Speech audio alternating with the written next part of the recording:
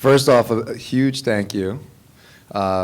This is a very, very warm group, and this is a great conference. We have only recently sort of started to speak more openly and publicly around our business and a lot of the technology behind what we do. And a big thank you to Marielle. Marielle, thank you. Very impressive that she has created this in a short order. So what I'm here to do really is to talk about WeWork, but more broadly, where we see a shift in how space is being designed, fitted out, ultimately consumed. It's speaking more broadly how we see, broad macro societal shifts in behavior, which, everybody in this room, I'm sure, in their own lives is experiencing, but how that's being reflected into this real estate world, which, at the end of the day is, of all asset classes, it's the largest, it's the most fragmented, and in a sense, it's by definition the hardest to really disrupt because it's so capital intense. As each of you could imagine, just changing a floor of a building is extremely expensive. But to do it in scale and really make significant change across buildings across the world is a very challenging thing to do. And fortunately, I work at a company called WeWork that I believe is really at the forefront of that movement, and it's super exciting. And the most exciting thing is we are just beginning. And as a group, I make the parallel a lot to, this is internet retail, 20 years ago. This is, just the beginning of how space and commerce is going to meet. So, with that being said, to touch base on some of these more macro shifts, I think these are sort of the gale force winds at our backs, and it's the fact that more and more people are moving back into the cities. We're seeing this. This is a global phenomenon. This isn't just a New York thing. They're accepting of denser and denser spaces. I should say a lot of that is out of necessity.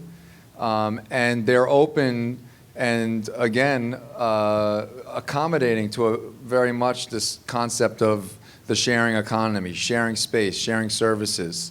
And at the core, you have, and I will say, we used to talk a lot about our business as a millennial-driven business, and still very much at the core, our members are millennials. But what we've come to realize is this isn't at all an age thing. This is, by definition, a lifestyle choice. And that lifestyle choice, a lot of that fits around a sense of belonging, physical communities. What's so great about real estate is it's physical. As awesome as we have a lot of young employees at WeWork, I am married, 3 beautiful daughters, but they show me their dating sites, it's pretty mind-blowing. But it's like that physical connection today of our kids in college and coming out is so different than even 15, 20 years ago. And I think being a part of real estate and having a physical product that brings people together, that enhances connections, number one, it gives everybody a chance of being more successful because the likelihood of either finding your next sale, finding your next business partner, all of those things is enhanced. But it's also from getting back to lifestyle. It's much more fulfilling, much more fun if you can be in dynamic environments, meeting like-minded people, and so these are really at the core, drivers for our business, and I think more broadly speaking, drivers for directionally where real estate is going. So we talk a lot about the fact that space and most office that's been built, really, there's a massive disconnect in supply and demand. And if you think about it, the majority of real estate that's been built over the last 100 years really was built for either bigger corporate users, and in their minds, big corner offices, 250 square feet per employee, you know, what you'll see time and time again, drop down ceilings, not a lot of light, not a lot of openness. And then there's the WeWork way, which I don't know, I'll ask a question. How many people here have been in a WeWork in their lives? Oh. So, you're all invited. Come visit, do a tour. It's pretty fascinating, not just on the physical space side, but I would say just we were just talking to somebody who said I studied psychology in college, and I just love sitting in your spaces because it's like watching a social experiment. But you have these beautifully designed space that's built for collaboration, but it's also really, really digitally enabled in every aspect. So, you know, how you interact with from the time you walk into the building to how you book your conference room, all of that these are things that we're spending.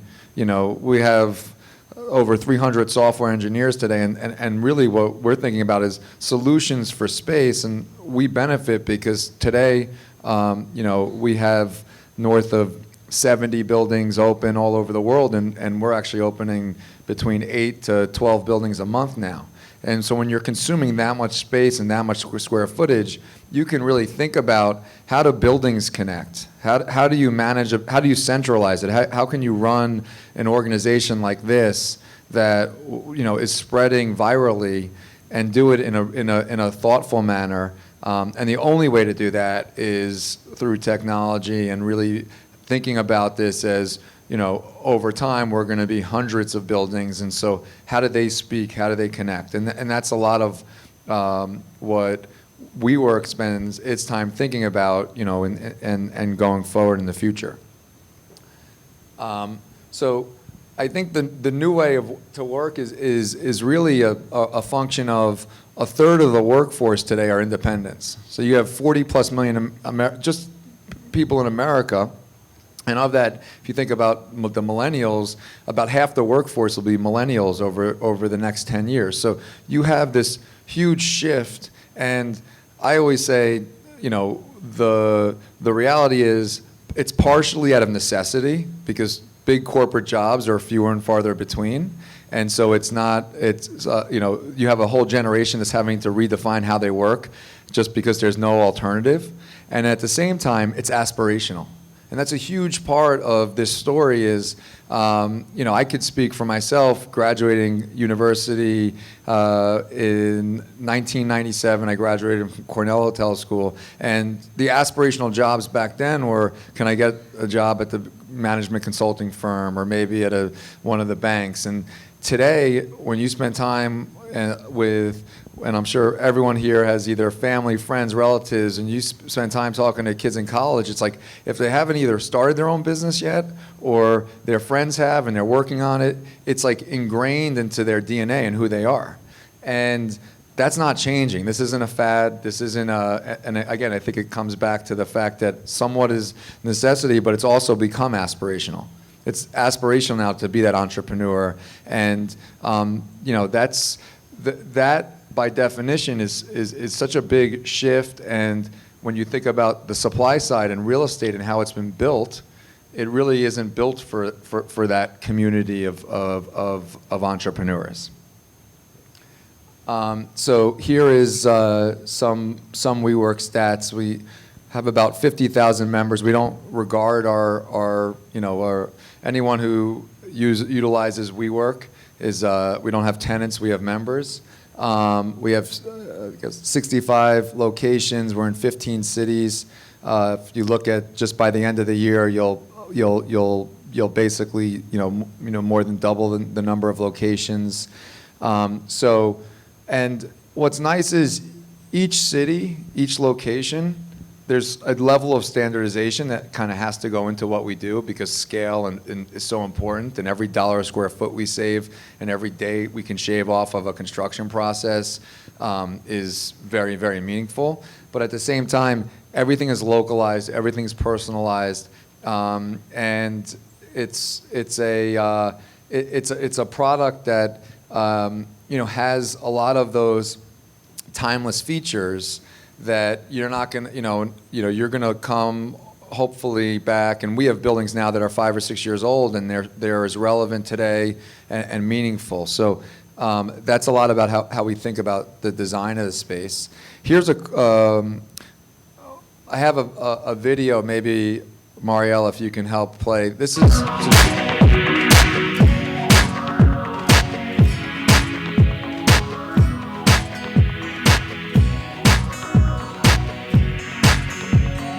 This shows the technology that goes in from the moment real estate looks to source a location. We can basically do it through 3D renderings. We can do test fits, layouts. All this is done in-house today.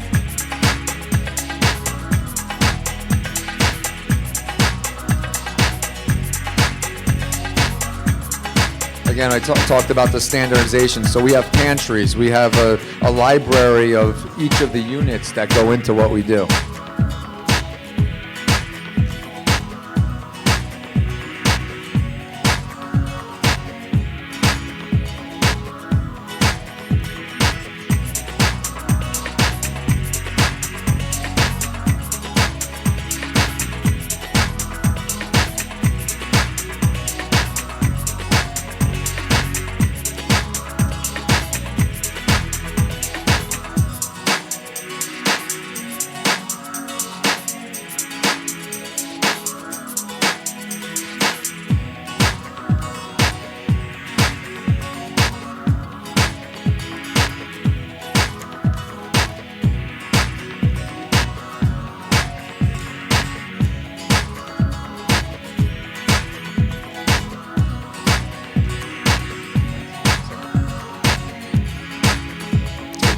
That last piece there is we have an app that we've developed for both our management and running of the buildings, but I would say even more importantly, it becomes a connective tissue which allows members from all over the world today to be connecting. Hey, we start a business tomorrow, we need to figure out a logo. We can go onto into the WeWork site.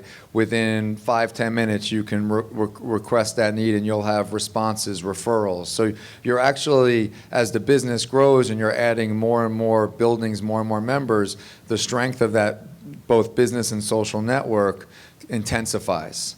And I know we have limited time and could talk for a long time about all this stuff, but the other thing that's kind of interesting is as our business today, really it's a 6-year-old business. In its infancy, it was created effectively by 2 millennial serial entrepreneurs, one who just happened to grow up in a commune outside Eugene, Oregon, the other one in a kibbutz in Israel, and a little bit about that sort of by definition sort of sharing economy, and so. But they were entrepreneurs who spent so much of their time focusing not on their business and on all the friction points. And when they had the concept of the first, really what was the seeds of WeWork, it was we can break up space, we can create an environment where there's a communal area where people can share, a receptionist, they can share ideas, and in a simple form, that was the creation of the business. And over the course of the next couple of years, the business just thrived, and they were able to really take a concept and most importantly execute, because a lot of great ideas out there, but that ability to take that idea and convince landlord number 1, 2, 3, and 4 is pretty dramatic, and it's hard, especially when you don't have any money and no credit, but they were able to do that. And a funny thing happened along the way. The business, as it grew, number one, more and more large institutional landlords started to come to us and say, wow, like, we've seen your work, your space. It's awesome. This would really turn on my building. This could really help turn on my neighborhood. And before you know it, WeWork became effectively a strategic anchor tenant in, many of the largest, global landlords in the world. And as that was happening, we were able to also attract a meaningful amount of capital from, significant institutional investors, which gave us even more strength and capacity to grow faster, to invest in this technology that we were building.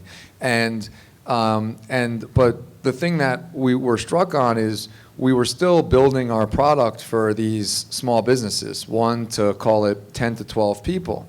And we were starting to see many of our members grow out of us. And as a result, we kind of got around the table and said, we want our members to feel like they can be with us for life, and what do we need to change? And the good news was that came at a time when we were starting to get bigger and bigger buildings, bigger floor plates, and we started to really build a product that said, you know what, there's 25-person companies, there's 50-person companies, there's 500-person companies that should be in WeWork. And part of it was, the reality is WeWork is the biggest member of WeWork. WeWork started as a 2-person company, then it was 22, then it was 60, then it was 220, now it's north of 1,400.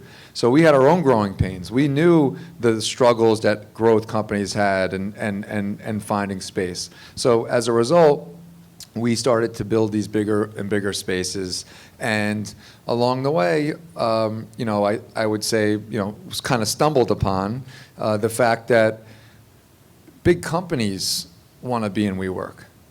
The Fortune 100 companies started to come to us, and it was a Coca-Cola innovation lab, or KPMG, their high-tech, consulting group. So it was pockets, but before you know it, pockets of satellite offices of bigger companies started to flourish.